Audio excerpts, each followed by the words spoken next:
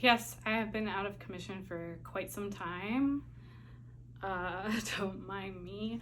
I had my awesome ankle surgery. It's got a scar right there. It's kind of cool, you know. My ankle is working better, and I've gotten out of my boot. So, well, for now, around the house. I have to wear it everywhere else. But I wanted to cover something today. It's a 3-ply, how to 3-ply your yarn. So this is called Several Things. I made myself a Lazy Kate. I do have a video on that. It's pretty freaking solid, actually. As you can see, I have the yarn being held on there. Okay, let's move that back to the other position, and I'm going to grab the yarn off of it, if it'll let me. Okay, so I probably should have filmed the beginning, but I was so excited to get started that I totally forgot to.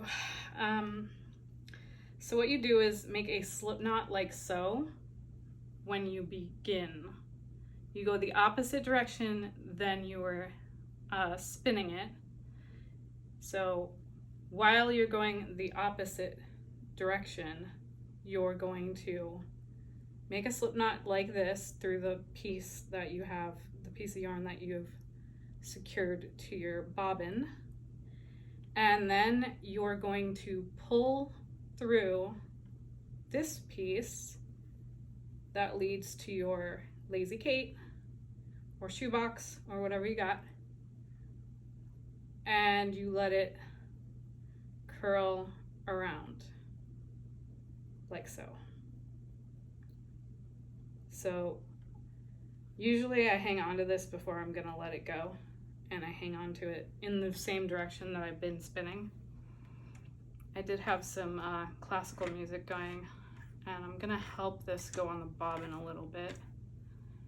And actually, I'm going to switch spots on the bobbin as well.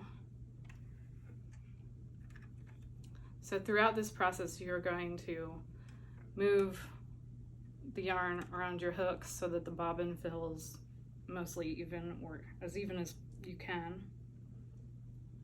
Okay, I let go of this part, so I'm going to let this spin down, and it's 3-ply. See, it's got the 1 and 2 strands from the previous loop. One of the names of this is Navajo knitting. There's a couple other names for this. So let me spin a little bit more. Oof, okay. I had a foot malfunction. So you spin it up and you let this go like that and twirl around there, and then when you get to the end where it meets, then you handle this part, and you want that to twirl around with it. When it gets a little bit small for your hand, you pull through another loop from the bobbin. So I'm going to do that again. So I usually let my finger sit in between it as I let it go, pull enough of that loop through, and then let go right when it gets to my finger. That way this piece over here that leads to the bobbin will become my new loop. So I'm gonna let it spin,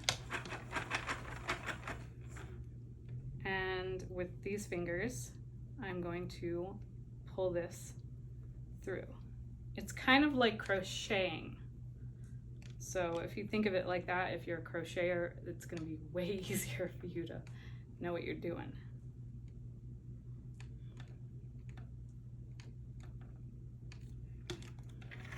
Oop, wrong way.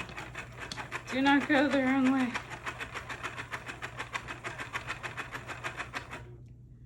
I'm getting pretty quick at it now. This is my first time doing it, so. First time doing it like this, anyway. It's very smooth and glides along very nicely. It's definitely easier than any other method.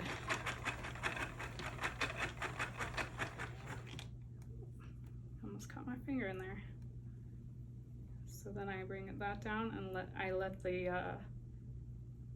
the twirl come down. And this is when you're gonna determine how tight your yarn is, like how tight the twist and grit is going to be based on this method. I'm doing mine pretty much medium.